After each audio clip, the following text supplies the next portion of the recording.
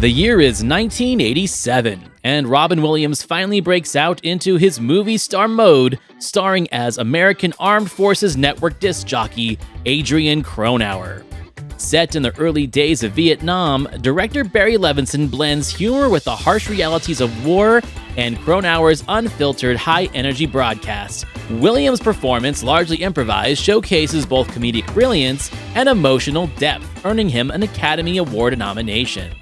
This film contrasts the absurdity of war with the human desire for truth and connection, and it touches on themes of censorship, conflict, and the power of voice in an impressive world. This week on Back to the Balcony, we cover the latest pick from our listeners, Good Morning Vietnam. Gene Siskel and Roger Ebert, two titans of cinematic review. Sometimes right, sometimes wrong, but always captivating. Your hosts Antonio of the Cult-Worthy Cinema Podcast and Justin Henson of the Movie Wire are here to take you back to the balcony.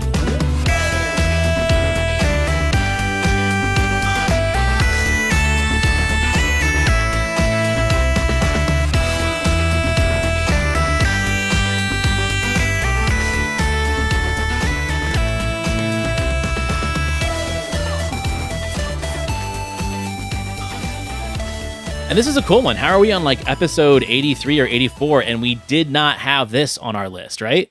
100%. So I know this one, it was on my bucket list for this show because this one is very nostalgic for me because I think we talked about it in one of your cult-worthy shows that this is one of my first movies. And, you know, I think before we get too deep into this conversation, we have to throw a quick little apology out there to the audience. We were supposed to have Carnosaur be on the show a couple weeks ago, but there was a problem with the audio, so the timing didn't really line up because we wanted that to come out the same week within the week of release of the new Jurassic Park movie. That did not happen. We will re-record it, though, because that's a great conversation. Hopefully we can capture that lightning in the bottle again.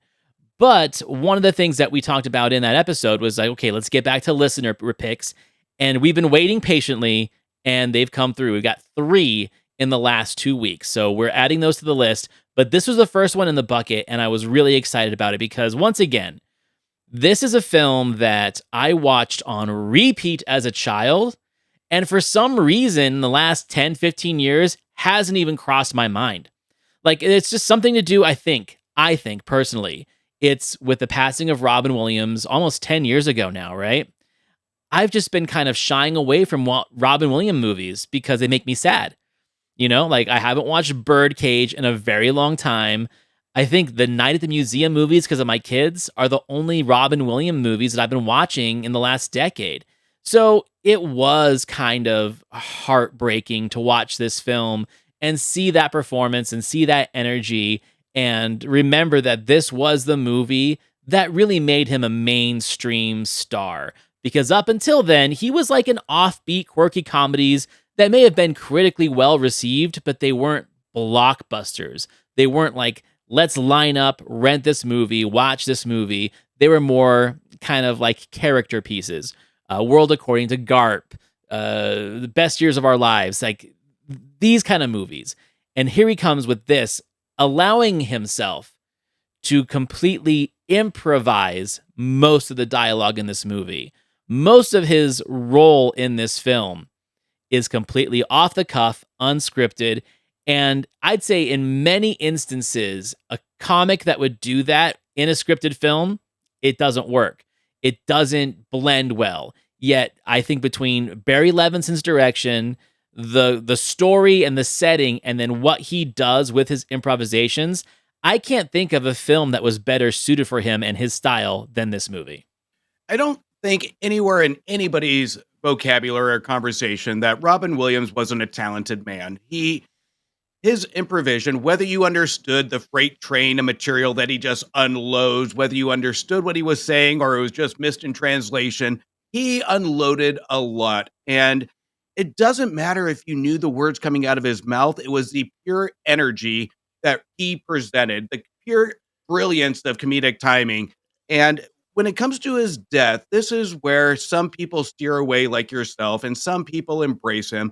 I'm on the opposite side where I was introduced to Robin Williams at a young age. I still remember walking up to the movie posters of choosing the Fox and the Hound or the big movie poster with Robin Williams. My dad saying, "Can we see this?" And Robin Williams was a really almost a second dad, if I were to be kind of risque on that, to just kind of grow up and introduce myself to the films. And more importantly, nowadays, when we have a movie being introduced, we look at the experience and we look at what movie we're going to take our kids to. And this wouldn't be at top of mind, especially in the 80s or 90s for a first film. And walking out of a theater, you usually get the same questions is, how did you like it? What did you think? This is a movie my father said, how did this make you feel? And this is one of those movies that I didn't know as a 6, 7-year old how to feel. I knew I loved Robin Williams because I attached myself to him and the energy. But this is a movie with a topic that really does go in between the hard drama or the war drama, war romance, or the far right comedy of war. This fits in between where the emotions are all over the place. And this was a heavily marketed comedy at that time. But this is where improvisation really does work here. And with topics as harsh as Vietnam, Williams makes it work, and we are engaged into this world that he creates. So this one is an absolutely brilliant movie, but more importantly, a brilliant war movie that just doesn't focus on the hardship of pure war. And I think one of the reasons why it can play in those waters so well is because, they mention it in the movie and the critics mention it as well. The way that we're getting the story across through the dialogue and the exposition, but also the fact that we have the news teletype that shows us like how the war is starting. We're in the early days of the Vietnam War, essentially like we're in year 2. And it's still kind of like a police action more than a full-blown war. The presence of America in this country is still rather small, and there is a lot of resistance from the locals, not so much as there would be in the future. But this was like a good introduction to how the Vietnam War started. And then movies like Full Metal Jacket and Hamburger Hill and Dead Presidents and Platoon showed us more of like what the war did to soldiers and to the people back home later on. So it's still kind of early on, and that's a great way to kind of start this kind of movie and tell this kind of story, because it's still like there's a sense of temporariness, right? Like they are not sure if they're in there for the long haul. Everyone is just kind of there going through the motions. And I feel like that is why the establishment is so against him and his quirky ways and his uncensored material and his comedy, is because the sense of having some levity for the soldiers isn't as important at this moment as it would be later on in the war. And that is what creates a great internal struggle with this character, is that his enemy in the movie is not the Viet Cong. If anything, the Viet Cong are kind of his friends. It dabbles in those waters. His main conflict with the movie is the establishment. It is the military brass, with the exception of the one general who likes his comedy, right? But everyone else is like, you need to fall in line. You need to be by the book, and you need to salute me, like Bruno Kirby's character, right? So it does work really well with Robin Williams' performance and the way he brings that energy. I guess later on, as we realize that the real Adrian Cronauer was not as bombastic as Robin Williams' character portrayals. In fact, he hated the portrayal. But then again, this is where they took real artistic liberties with biopics. They still do. I wouldn't want to watch this movie any other way, though, right? Like, it doesn't matter how close to the facts this movie is. When you have Robin Williams doing what he does and Barry Levinson directing the way he does to make the war important, to make the soldiers and the other characters important, and let Robin Williams do his own thing, I think that's where the real magic happens. It's almost the same. Like, it's a double head punch. Like a year or two later, he does Rain Man. And the same thing. He lets Dustin Hoffman do his thing and creates a world around him to essentially boost that performance and make a film out of it. I feel that these two movies are very similar in the sense of, like, you have a very exuberant star doing an exuberant performance and then creating a world for that performance to live in. I think when it comes to building the environment here, I think Levinson does a great job on building the message of the voice is at war with everybody else. The voice is kind of the underdog hero of this story versus what we actually see the opposite of the enemy in the environment. So we spend most of the movie going against the establishment. We have most of the movie of Robin Williams pushing back, not caring what the authoritarian figures want him to say. He's doing it for the people. He's doing it for the atmosphere setting, I would say, to set the tone of the movie.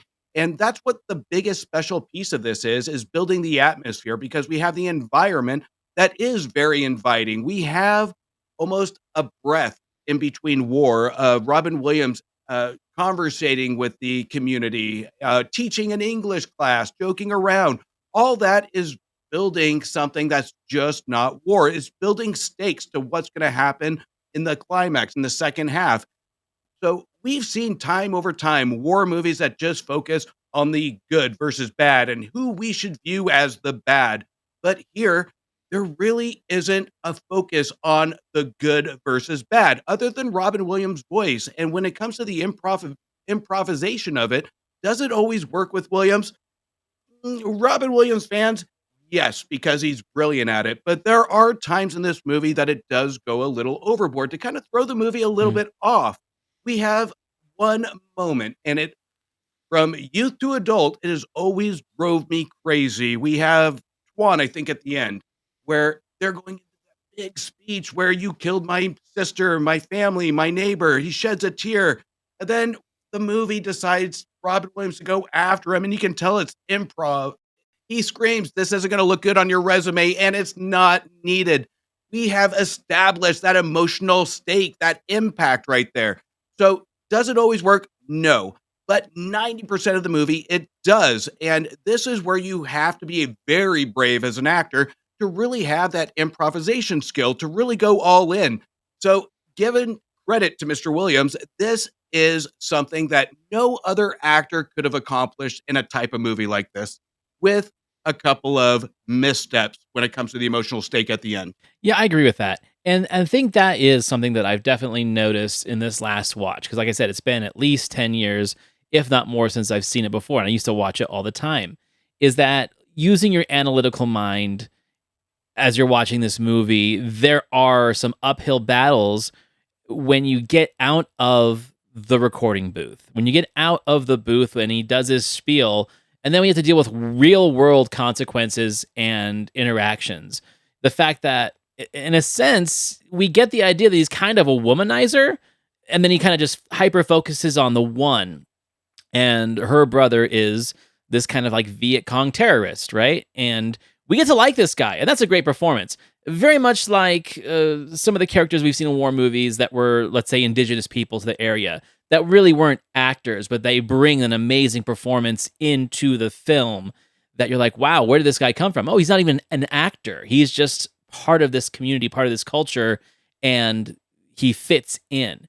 That character does a really great job. The problem is, I think sometimes they're trying to tell too many stories in this one movie, you know? And I feel like even though Robin Williams does a great job with the dramatics of the film, there are times where I feel like I'm watching two, if not three different versions of this character.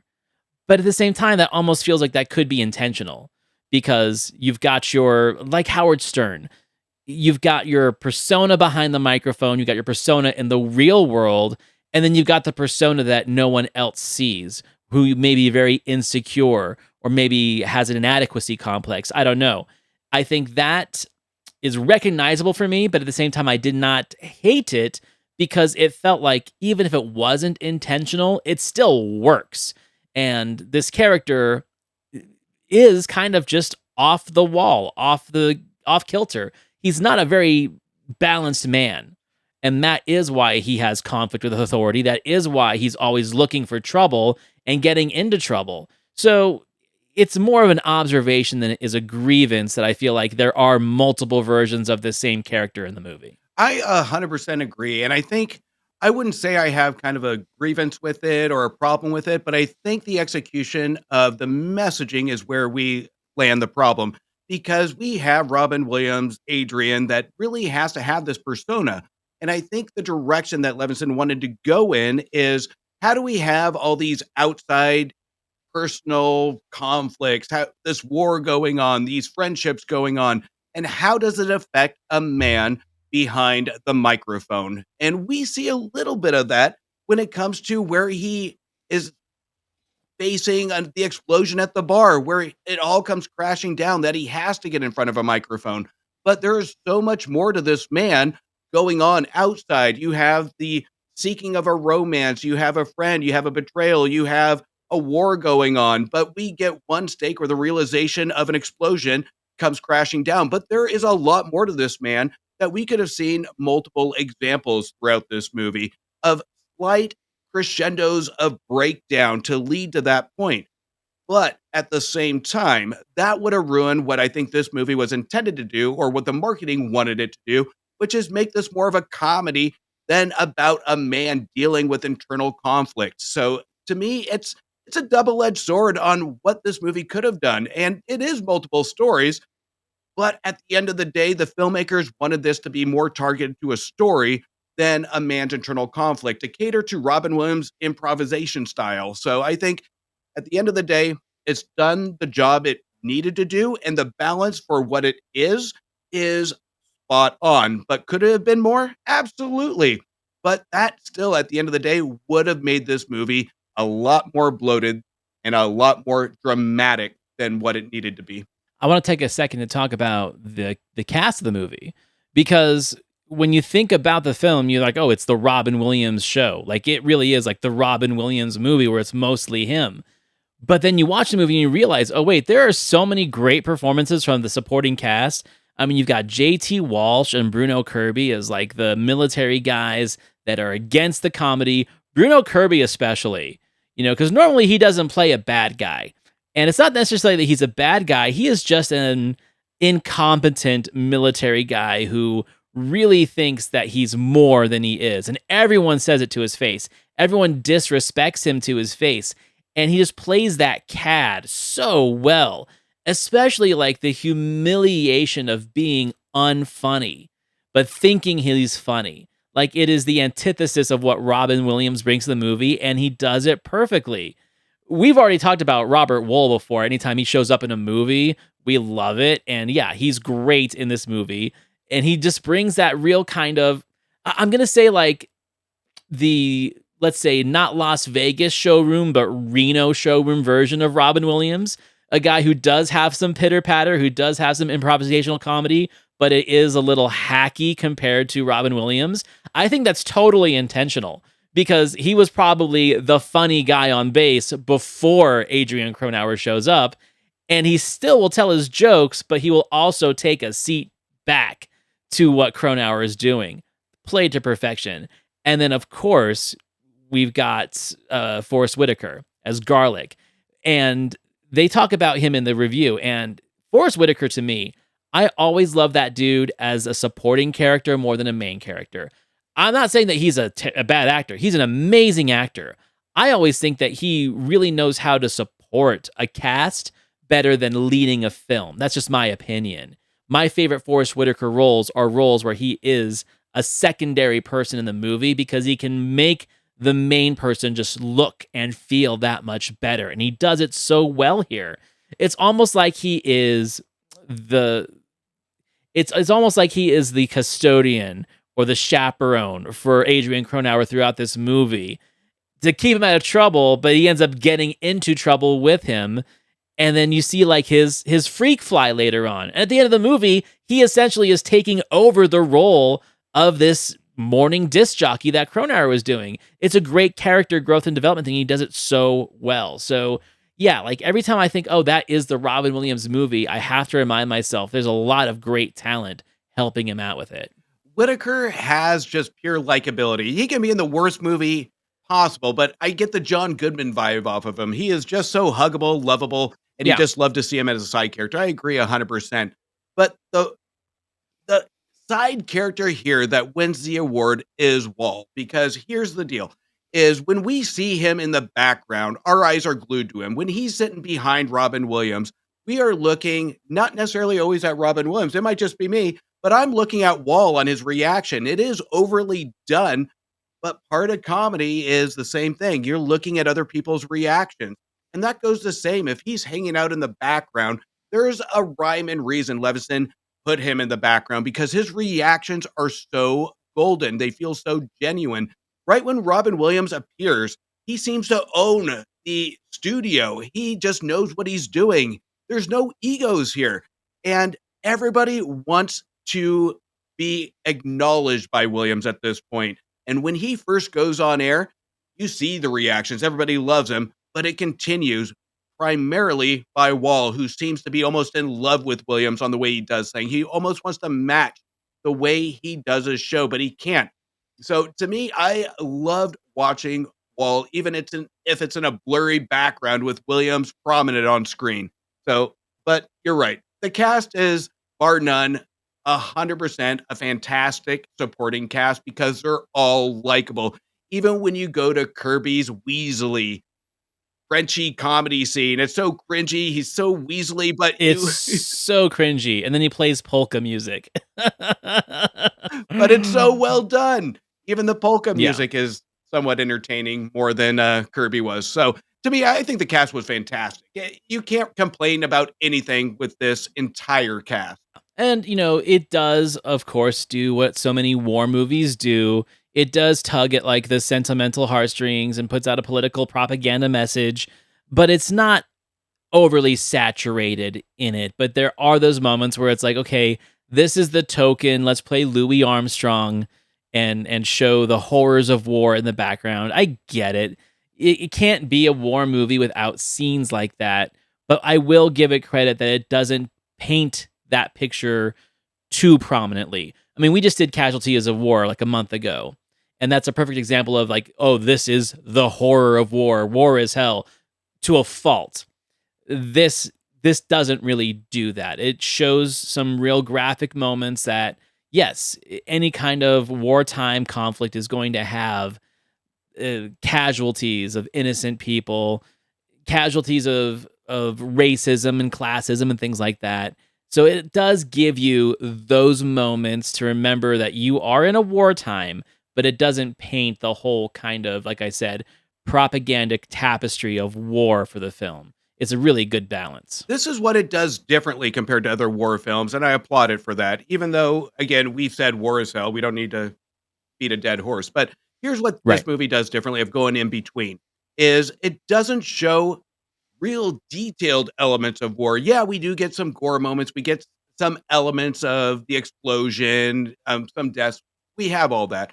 But what I found powerful, even more so than just the same old shots of war, is how the environment interacts with change. There's a war going on, and we see a montage of friends being separated, normal conversations that aren't really being had. You see a split of the Vietnam and American soldiers. So you see all these elements that don't have to end in gunshots, explosions, the normal things that we see.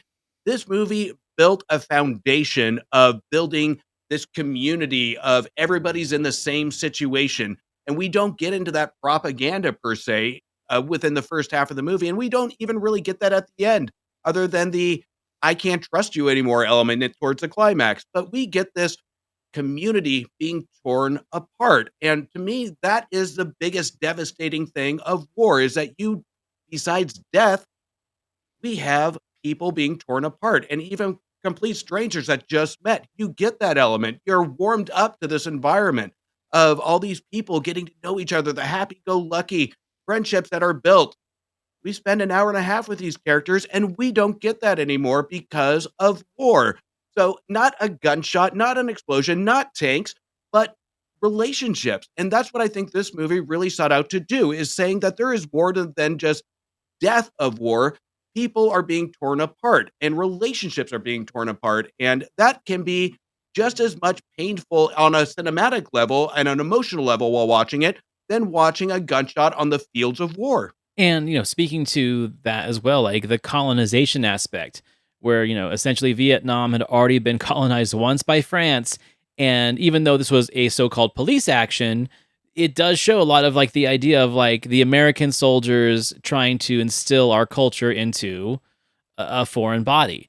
The English lesson scenes, I think they're hilarious, and those people are very charming. Obviously, those are all like improvised scenes. That's very raw and real performances from these people who are probably real residents of that area and that town to interact with them. But it does speak to the fact like, okay, these people just got out of an occupation, and here we are trying to teach everyone English, trying to assimilate the women of Vietnam into the American GI bars where local resident men aren't allowed.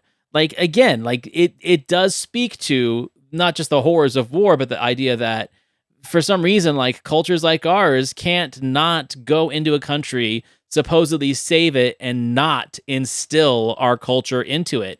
And he calls it out. He recognizes it, and he says it in his diatribes on the microphone. And I think that is something too that I think when you watch this movie as an adult or watch it repeatedly, if you can read in between the funny lines and quips and voices that he does, he's actually improvising based off, I'm sure, of his stand up and just his knowledge of political science, the real concerns of what their occupation of Vietnam was actually doing to the cultures. So it works on that level too, but it's got humor to deliver that pill. And that's what makes it different than, like we said, the traditional war is hell movies.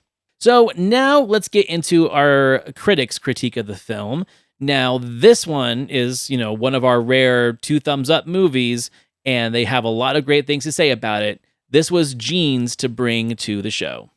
Our first film, Good Morning Vietnam, is the answer to a lot of moviegoers' prayers at long last.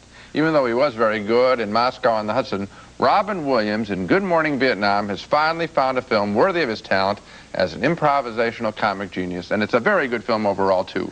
Williams plays an irreverent disc jockey assigned during 1965 in the relatively early days of Vietnam to take over a tired disc jockey slot on Armed Forces Network.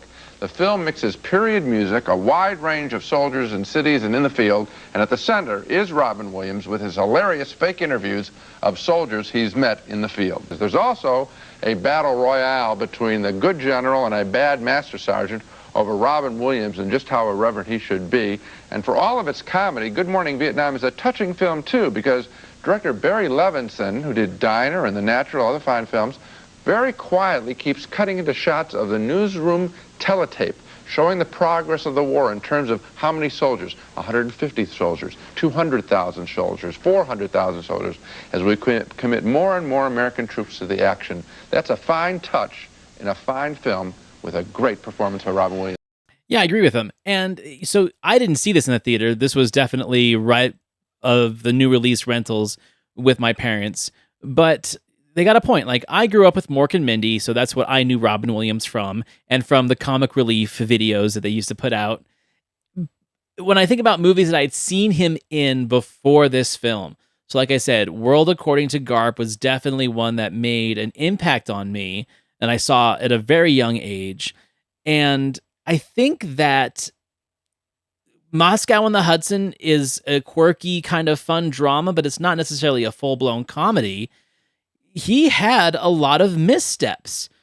And it's, again, I think we see it a lot with, some of the comedians they cast in films these days, where it's like Hollywood did not know what to do with him for a feature-length film.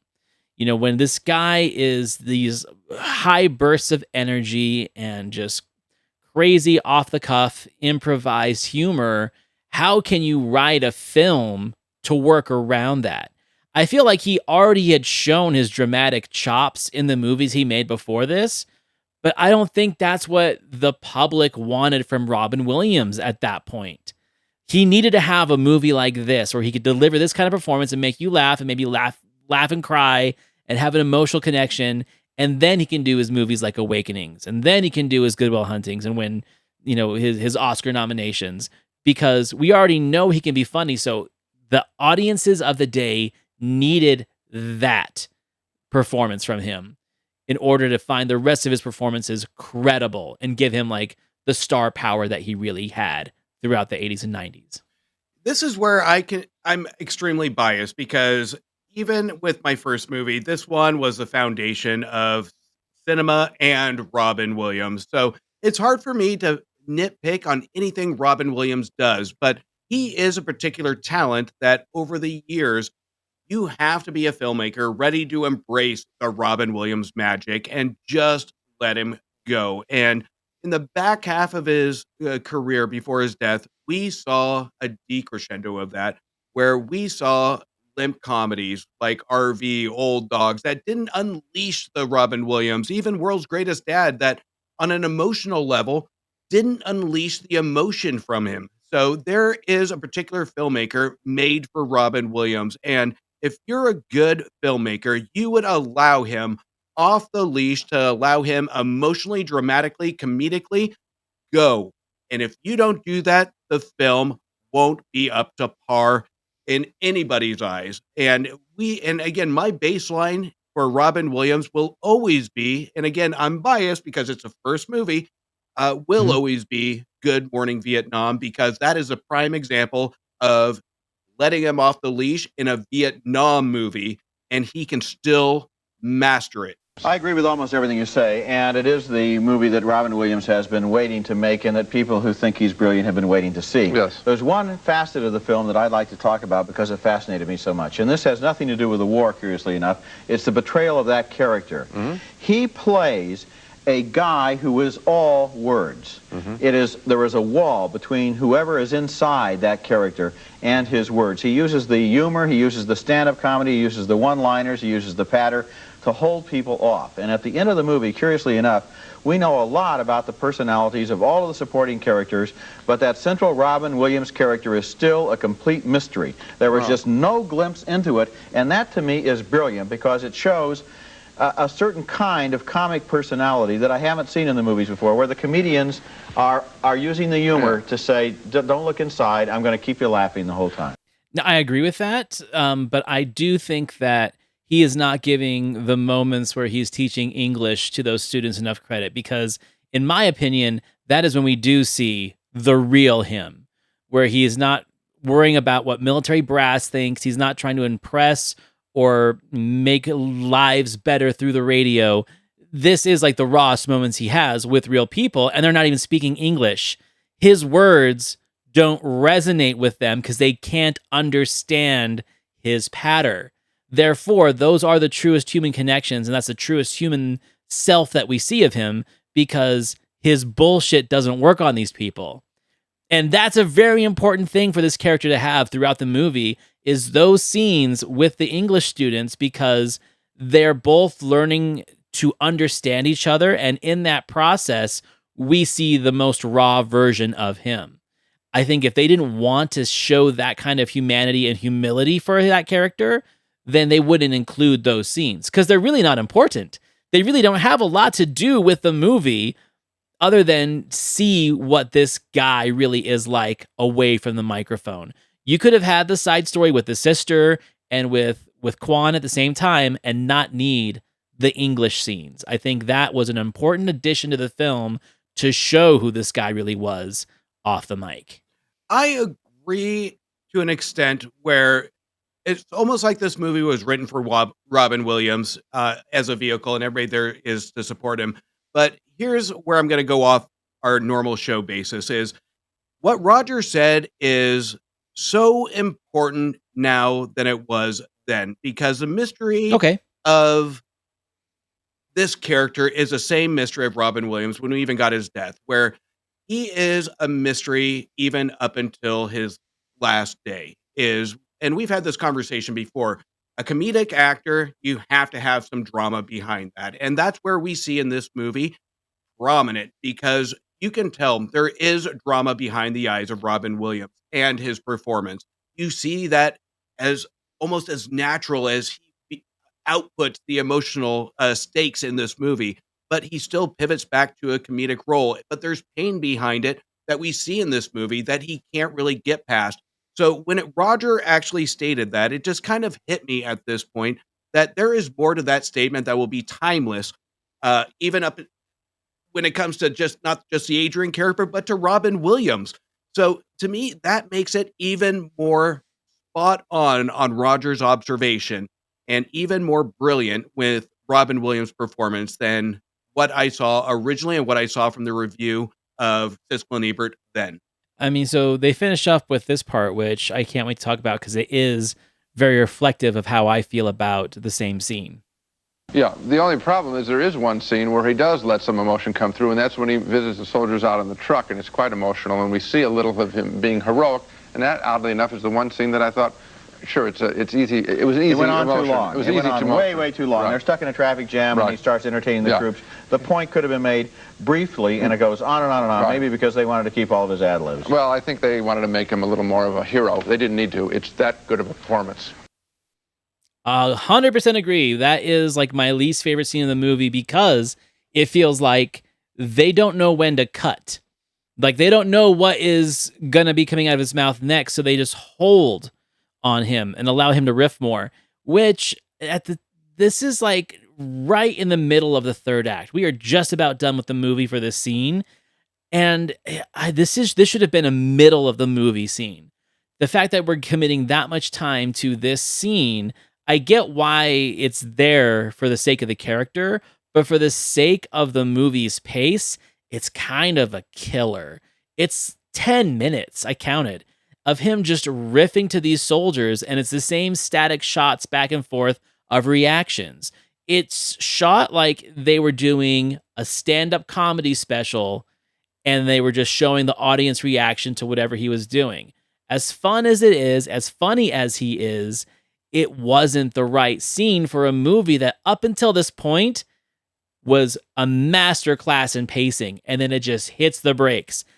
I remember thinking about that when I was younger, but I definitely felt it now where it's like, when I start looking at the time on my phone during a scene in a movie, it's not a killer for the movie. Like, it's not going to kill my love for it or my appreciation for it. But the fact that I do have to time a scene sometimes shows that there is definitely a problem in pacing for at least my viewpoint as an audience member.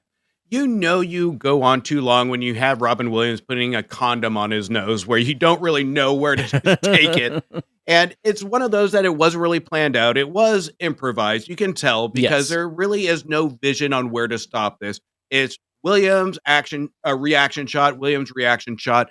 And this is where I go back to what I said earlier. And I think what makes it feel drawn out is where we have to be honest is we don't fully understand 100% of what's coming out of Robin Williams' mouth some of the time because he's going so quick and he's going so sporadic in the moment. You might catch some ideas of what the joke's going to be, and that scene is a perfect example.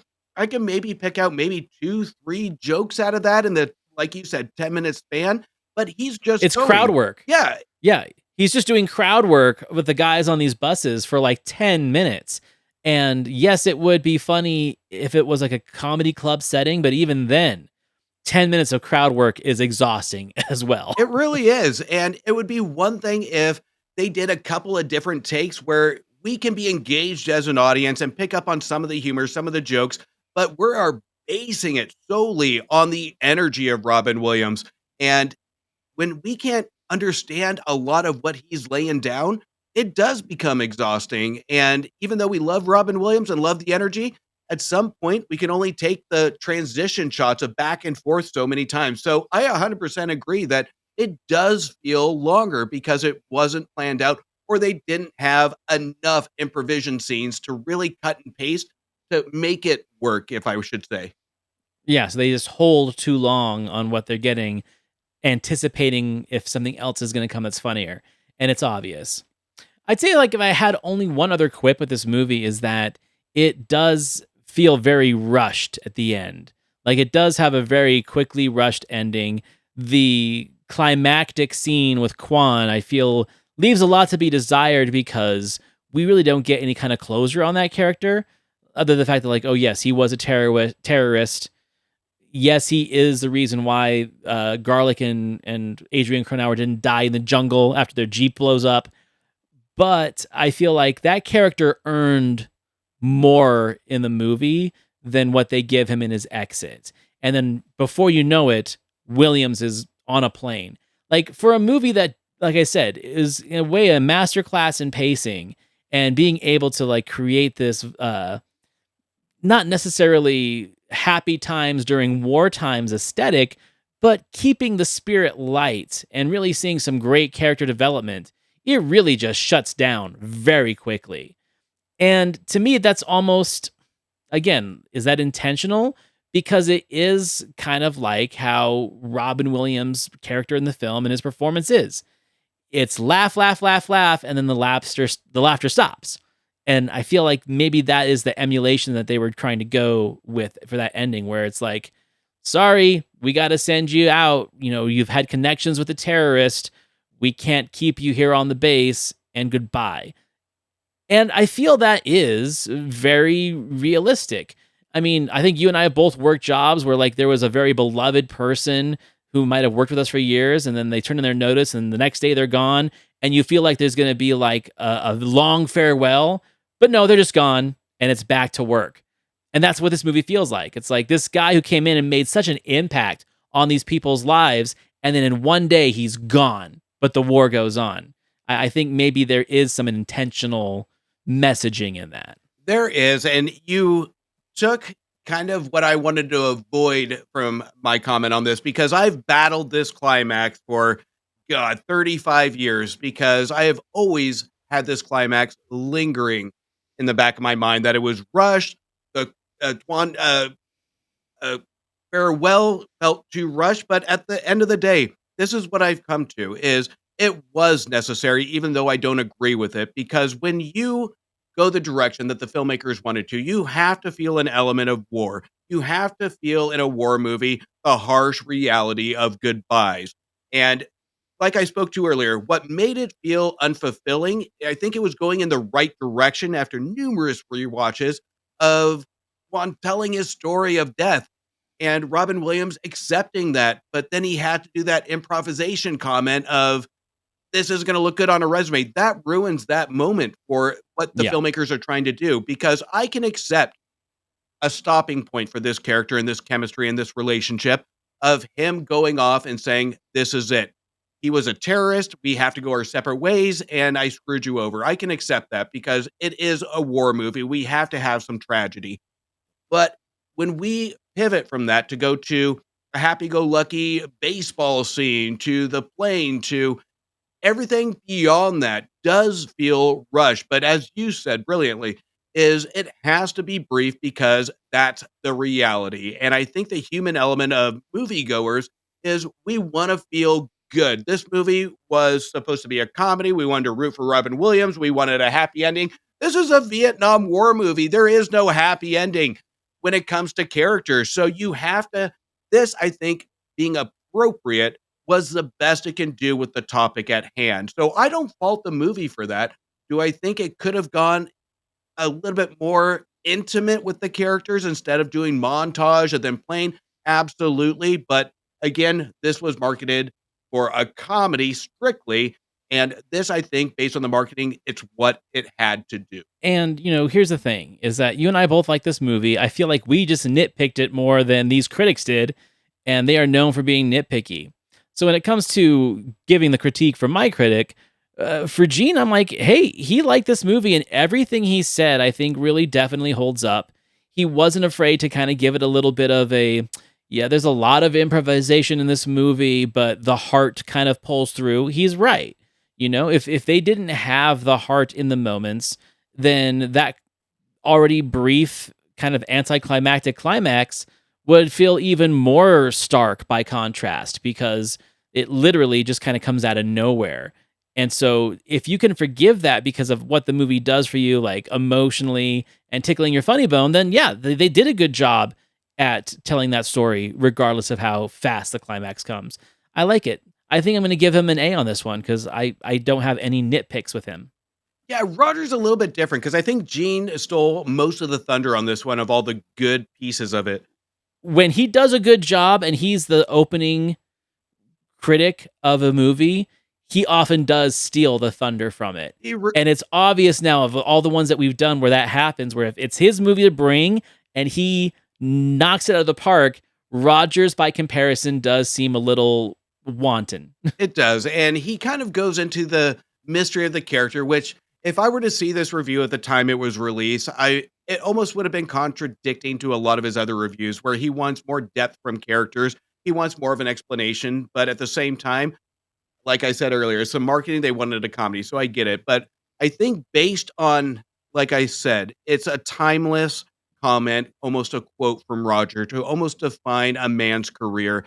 So just out of nostalgia, I have to say that this one will be about a 3-star. Again, he doesn't go into a lot of depth with this movie other than Williams' performance. So I want to give him more, but at the same time, I can't. But it is a memorable quote from Roger on the legacy of Williams, just not in this movie, but holistically as a person. So a solid 3 stars for Roger. I'm glad that this was brought to the listener request because I don't know, like I said, I think this movie just kind of skips my mind because I've kind of put most Robin Williams projects on the back shelf because I'm so sad, still 10 years later, about it. There's just something about your my generation and growing up with him, seeing him on TV and then in movies and then hearing the voices in the cartoons. Like there is so much attachment to that guy, and not even just movies, the stand-up, the HBO specials, the cameos and things. Like it all is so unique and special, and I honestly can't think of another performer that has done what he has done culturally for comedy and for drama, TV, film, and stage. So yeah, it's definitely it's hard for me to watch Robin Williams, and maybe now that I've watched this, I can go back and revisit the ones that I've had on the back shelf as well. It is hard to watch Robin Williams after the fact of everything going on without feeling something. And it's hard to put into words. I still can't put into words the love of Robin Williams because there will be no other. There will be no other performer that can do what he does. And we've talked about range on this show and both of our shows numerous times. And there is not one performer that will ever be at top of mind other than Robin Williams on what this man can do. And it is absolutely a pleasure to have Good Morning Vietnam be our first Robin Williams movie because to me, again, just wholeheartedly, it is probably my favorite Robin Williams because it defined who he was emotionally and as a comedic element to a movie. So it really did test his range, and it's hard not to cry even at the funniest performances of his because what a performer and just overall guy he was. Funny that you mentioned range because I wasn't going to mention this. I just only caught it the other day. So I caught some shit in one of our reviews from an old clip on YouTube, an old reel. I can't even remember what movie we were talking about, but I had made a comment about Anthony Hopkins, and it wasn't an insult. I said that it's not that Anthony Hopkins doesn't have range. I just feel like I'm always watching Anthony Hopkins in an Anthony Hopkins performance, regardless how good it is. I feel the same way about Robin Williams, regardless of what the character is or what dramatic range he's showing. It's still Robin Williams to me. He doesn't disappear into a character like some actors that you and I have talked about. Like Gary Oldman disappears into a character. There's Gary Oldman performances that I forget are Gary Oldman because they are so cloaked by the performance, right? And someone was like, saying Anthony Hopkins doesn't have range is like a next level ignorance. And I was like, obviously, you got the wrong message from my statement. It's like I was paying a compliment. Like, it's a different style of acting. There are actors that, regardless how much range they have, they are always going to be that presence in a film. And that's what Robin Williams is. And that's special. It's not a downside of it. Like him in Good Will Hunting, that shows a lot of dramatic range, but you cannot erase the Robin Williams from that performance when there are other actors that just disappear into the role. And there's nothing wrong with that. I'm just saying that like there are characters, and he's definitely like maybe the prime example of someone who can deliver an amazing performance every time, but is still that person, that persona. There are so many different layers of range and we use range all the time with reviews and right. Analyzing films. But here's the deal. Anthony Hopkins, he can play whatever he wants, and I'm sure he'll do a fantastic job. He has shown that. But the difference here with Williams is he has the ability emotionally and mentally to take a dramatic role, a comedic role, intertwine them, and still be, like you said, Robin Williams. And Mhm. that's something you will not see from another performer. Everybody's going to have their favorites and they will go to battle for their favorite actors or actresses. But there is nothing in my mind that will beat Robin Williams when it comes to the genre range, the emotional range, the comedic range, and how he handles both of them. So to me, range is going to be with Robin Williams a multi-genre element, a talent that he can execute and put all in one movie. We've seen that in Good Morning Vietnam. The Birdcage would be a good one that has a subtle emotional element to it that you just want to follow these characters, not because they're just funny, but because they're emotionally connecting with you. That is my definition of a perfect range, is that they can emotionally connect with you. Not that the actor can do it, but they can connect with you. And that's something that's going to be different, to your point, versus Anthony Hopkins versus Williams, in my opinion. And that's a very odd comparison, but at the same time, it's going to be what your definition is of range. Okay, so next week we are going back to yours and my picks. It is my pick next week, and I am bringing John Borman's Excalibur to the show. We are very light on the sword and sorcery fantasy films on this show. I think we maybe only done like one, so I'm bringing another one, and maybe the most ambitious one, at least of the 80s, where we are telling the story of King Arthur and Merlin and all these great characters, but in an artistic, new Hollywood 80s fashion. And what does that look like? And what did it feel like at that time?